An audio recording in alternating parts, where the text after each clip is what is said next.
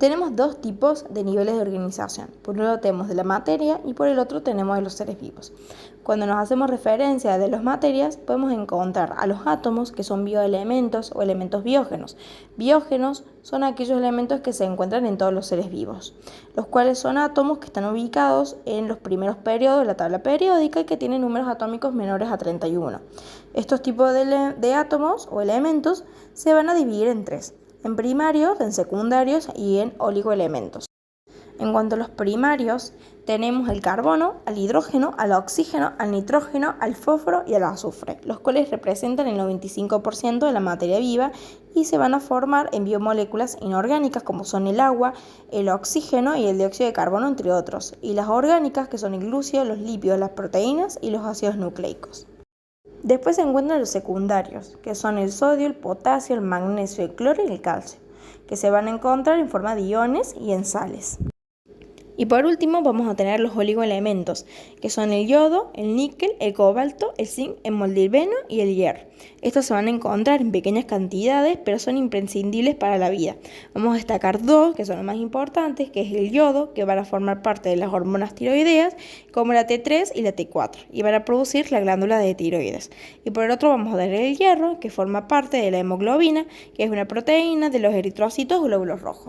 Otro nivel que podemos encontrar es la organización molecular o las moléculas, que son átomos que forman enlaces covalentes, que serían dos no metales, entre sí formando moléculas, como puede ser el agua, los aminoácidos, los nucleótidos o los monosacáridos como la glucosa y la ribosa. El siguiente nivel son los de la organización macromolecular, que es la unión de moléculas, monómeros, que forman largas cadenas de polímeros. Podemos encontrar las proteínas, los ácidos nucleótidos como el ADN y el ARN, y los polisacáridos como el almidón y glucógeno, entre otros. Luego tenemos el nivel de organización subcelular, que son macromoléculas que se asocian entre sí para formar estructuras subcelulares que van a ser llamadas organoides o organelas, como por ejemplo el ribosoma, que está formado por proteínas y ARN. Por el otro lado, tenemos al nivel de organización celular, que sería la célula, la cual es una unidad estructural y funcional de todos los seres vivos. Esta está formada por toda la maquinaria, que son estas organelas, como el ribosoma o mitocondria, y que son indispensables para su vida independiente. Dentro de las células tenemos las células procariotas y las células eucariotas. Las células procariotas son las células que están formadas por una sola unidad o una sola célula, que serían, por ejemplo, las bacterias. Y por el otro tenemos las eucariotas, que son las que forman el reino animal y el vegetal, que están formados por más de 1 millón de células. Luego está el nivel de organización tisular, que son los tejidos, los cuales están formados por un conjunto de células que realizan una determinada actividad que es muy parecida entre sí, y en las cuales se va a interponer una matriz extracelular que estas mismas células van a empezar a producir. Dentro de estos tejidos vamos a poder destacar los 4 más importantes o fundamentales, que es el epitelial, la piel, el conectivo, el muscular y el nervioso. Luego están los órganos, que es un conjunto de tejidos que están organizados por una unidad morfológica con una función específica, como los órganos digestivos, como el estómago, respiratorios, como el pulmón, urinarios, como el riñón, entre otros. Por el otro lado tenemos a los aparatos o sistemas, que es el conjunto de órganos organizados para cumplir con una función determinada, como el sistema digestivo, el nervioso, el cardiovascular, el óseo, etc. Por último tenemos a los organismos pluricelulares o individuos, que es un funcionamiento entre el conjunto de los aparatos y sistemas que los van a integrar. Tenemos, por ejemplo, el ser humano, como sería el reino animal, y la planta, que sería el reino vegetal. Después tenemos el otro nivel de organización, que sería la ecológica o de los seres vivos, que tenemos la población, que es un conjunto de individuos que forman parte de una misma especie y que habitan en un lugar determinado. Puede ser, por ejemplo, la población humana, una población de aves, etc. Después tenemos la comunidad, que es el conjunto de poblaciones de diferentes especies en un ambiente determinado. Por ejemplo, todas las especies que habitan en un bosque. Después tenemos los ecosistemas, que es la comunidad, que sería el componente biótico, que fue lo que nombramos anteriormente, que sería la población, y el medio abiótico, que va a ser donde vive el agua, la tierra, el aire, etc. Luego tenemos la biosfera, que sería el conjunto de todos estos ecosistemas que nombramos anteriormente, como el terrestre, los acuáticos, los aéreos, etc.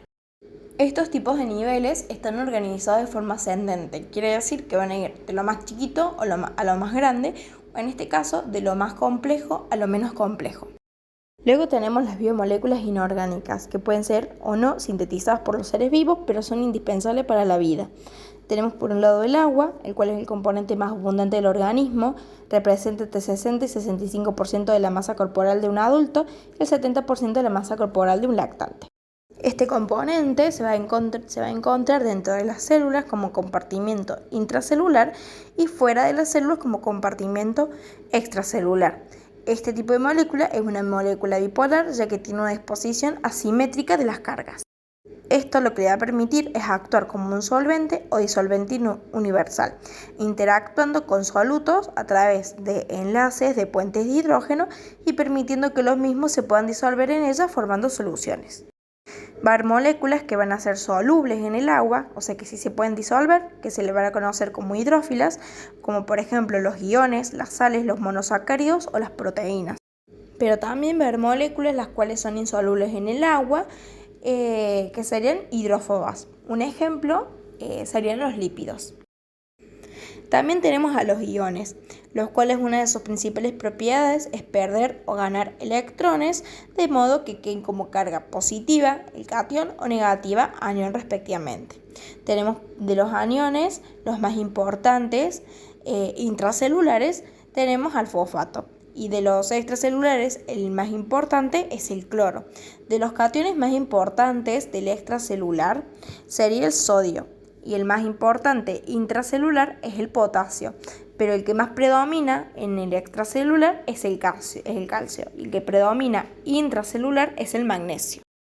Otra de las biomoléculas inorgánicas que podemos encontrar son los gases como el dióxido de carbono y el oxígeno, y las sales como puede ser el bicarbonato. Por el otro lado, tenemos a las biomoléculas orgánicas, que son sintetizadas por los seres vivos a partir de átomos de carbono. Podemos encontrar los glúcidos, los lípidos, las proteínas y los ácidos nucleicos. Dentro de los glúcidos son compuestos ternarios formados por carbono, hidrógeno y oxígeno. Una molécula, dos moléculas y una molécula respectivamente. Son la fuente primaria de energía que usan los seres vivos para poder realizar sus funciones vitales. Tenemos distintos tipos de complejidad que se van a clasificar en monosacáridos, en oligosacáridos y en polisacáridos. Dentro de los monosacáridos son azúcares simples, dulces y solubles en el agua, que según el número de carbono se van a clasificar en pentosas o en hexosas. Los pentosas son 5 átomos de carbono, que podemos destacar la ribosa y la desoxirribosa, que son moléculas llamadas nucleótidos que forman los ácidos nucleicos. La glucosa se absorbe a nivel intestinal y pasa por la sangre, donde circula libre. La glucemia va a aumentar o disminuir. Aumenta después de cada comida, lo cual se va a conocer como hiperglucemia, y disminuye cuando estamos en ayunas, que sería hipoglucemia. La glucosa, como dije anteriormente, es una de las primeras fuentes primarias de energía para las células del cuerpo. Cuando entra en las células, es degradada en las mitocondrias por un proceso que se conoce como la respiración celular o catabolismo para poder liberar su energía química. Esta energía va a ser almacenada en un intermediario energético que es el ATP. El ATP es adenosina trifosfato. Es trifosfato porque está formado por 3 fósforos, es adenosina porque está formado por la adenina y también tiene una ribosa. Por el otro lado tenemos los oligosacáridos, que son cadenas cortas, entre 2 a 10 monosacáridos, que se van a combinar para formar proteínas o lípidos y van a formar respectivamente glicoproteínas o glicolípidos. Estos van a formar parte del glicocálix, que va a ser la cara externa de la membrana plasmática, la cual va a estar formada por una bicapa lipídica de fosfolípidos que va a tener una parte polar y otra apolar. La polar va a ser las colas y la polar van a ser las cabecitas de los fosfolípidos. Dentro de los oligosacáridos vamos a tener los disacáridos, que están formados por la unión de 2 monosacáridos, de las cuales tenemos la lactosa, que es el azúcar de la leche, que se va a unir por la glucosa más una galactosa. La maltosa, que es el azúcar de la malta, que es la unión de 2 moléculas de glucosa. Y la sacarosa, que es un azúcar para endulzar, que es la unión de una glucosa con una fructosa. Por el otro lado tenemos los polisacáridos, que son biopolímeros formados por más de 10 monosacáridos o monómeros, y se van a clasificar en 2. Se van a clasificar en polisacáridos simples y complejos. En cuanto a los polisacáridos simples, vamos a encontrar el glucógeno, el almidón y la celulosa. Cuando el glucógeno, estamos hablando de un polisacárido de reserva energética en todas las células animales. El glucógeno nos puede generar hiperglucemia con un proceso que se llama glucogenogénesis, en donde la glucosa ingresa a las células del hígado y se almacena en forma de glucógeno. Y después está la hipoglucemia, que forma un proceso de glucogenólisis, en donde el glucógeno es degradado en las células del hígado y la glucosa se libera en la sangre. Luego está el almidón, que es un polisacárido que también es de reserva energética, pero en las células vegetales, en donde el almidón representa la mayor proporción de glúcidos en la dieta y constituye nuestra principal fuente de energía.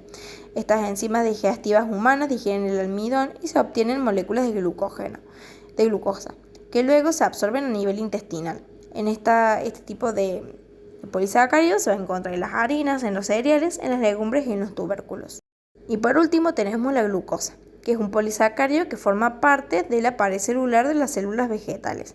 Es una fibra que no puede ser digerida por las enzimas digestivas humanas. Sin embargo, deben ser incorporadas a la dieta ya que favorecen al tránsito intestinal. Por ende, se van a encontrar en vegetales como la espinaca y frutas y cereales integrales. Por el otro lado están los polisacáridos complejos, que son glicosaminglicanos o la abreviación GAGs, o mucopolisacáridos, que están formados por la unión de moléculas de hexosaminas, que es la hexosa más que es el NH2, y los ácidos urónicos, que son hexosas oxidadas. Estas van a formar parte de la matriz extracelular con muchos tejidos. Esto se conoce como, por ejemplo, el heparan-sulfato.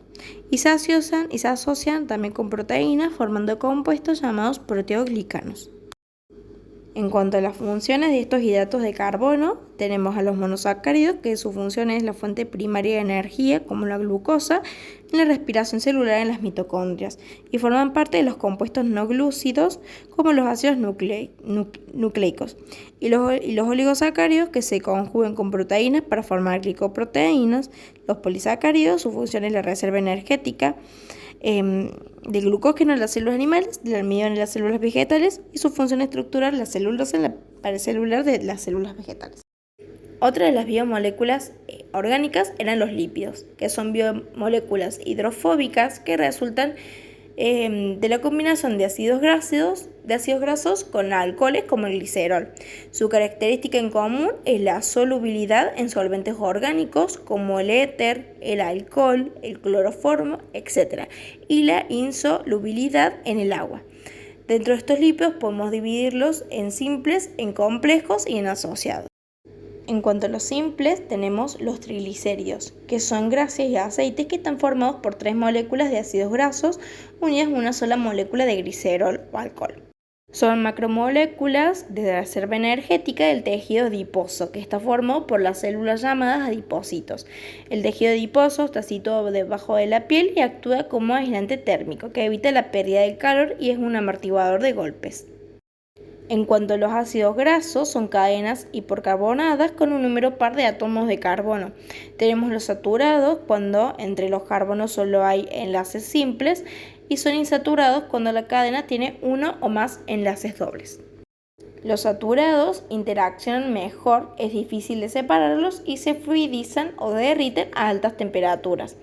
Y los insaturados presentan quiebres a nivel de los dobles enlaces. Esto flexibiliza la cadena y es más difícil su interacción y es más fácil de separarlos. Estos se fluidizan a menores temperaturas, o sea que tienen un bajo punto de fusión. Tanto los ácidos grasos insaturados como saturados están a temperaturas ambiente, solamente que los insaturados son aceites y los saturados son grasas.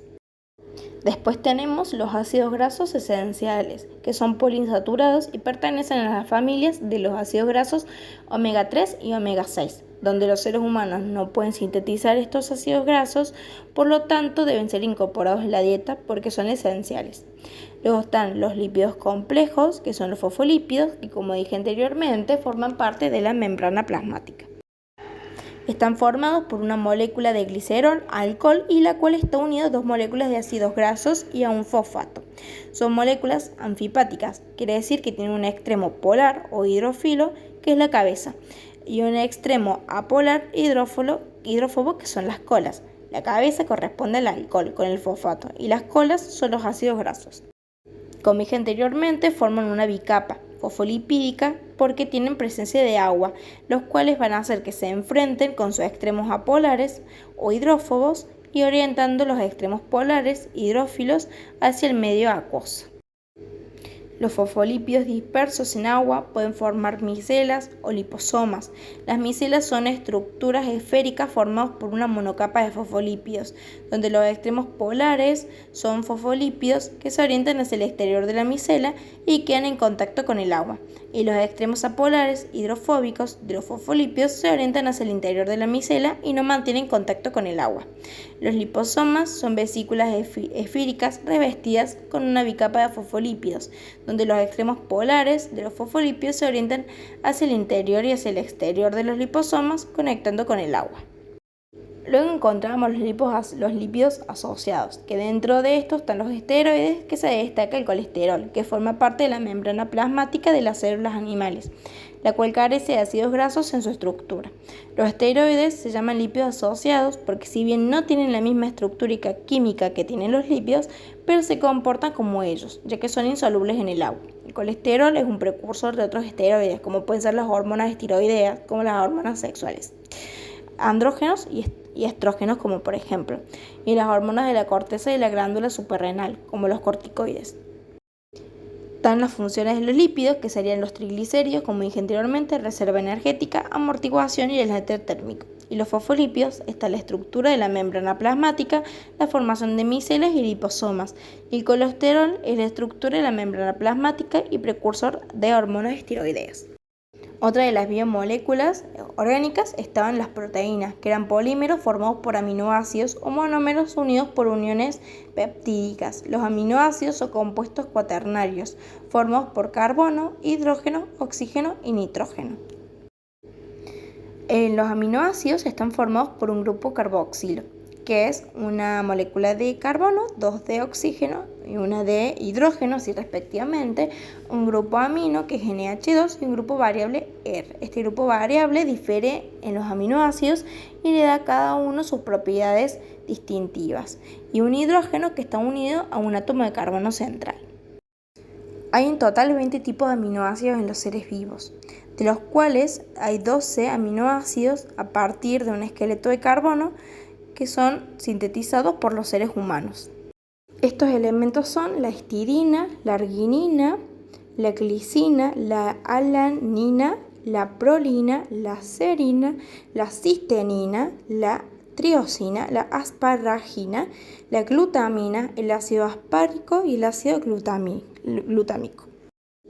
Los otros 8, que son la fenilalanina, la treonina, la metionina, la valina, la leucina, la isoleucina, la lisina y el triptófano, son aminoácidos que son esenciales porque no pueden ser sintetizados y deben incorporarse con la dieta.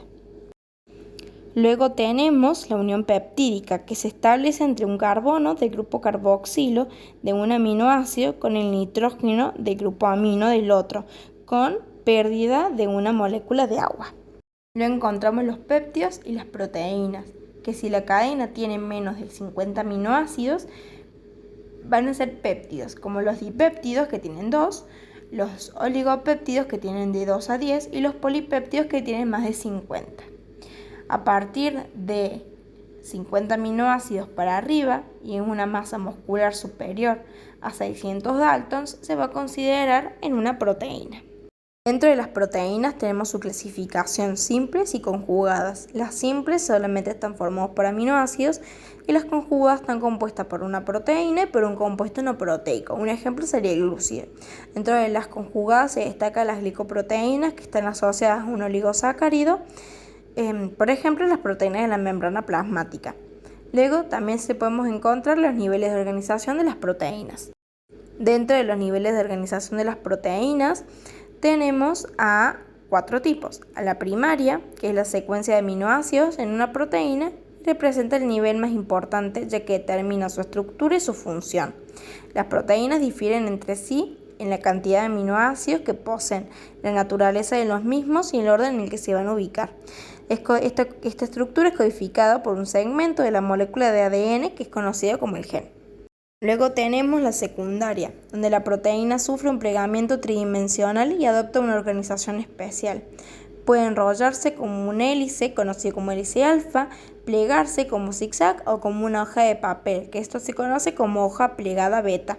Las proteínas con estructuras secundarias son proteínas fibrosas y que tienen funciones estructurales dentro de la célula.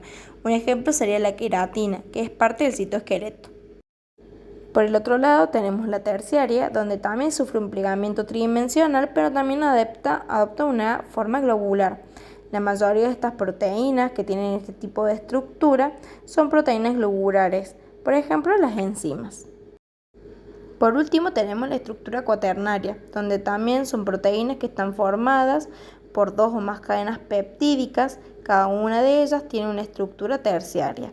Se llaman proteínas multiméricas porque las cadenas están unidas por diferentes enlaces, como puentes de hidrógeno, de disulfuro, etc. Se destacan la insulina, que es un dímero, y la hemoglobina, que es un tetámero.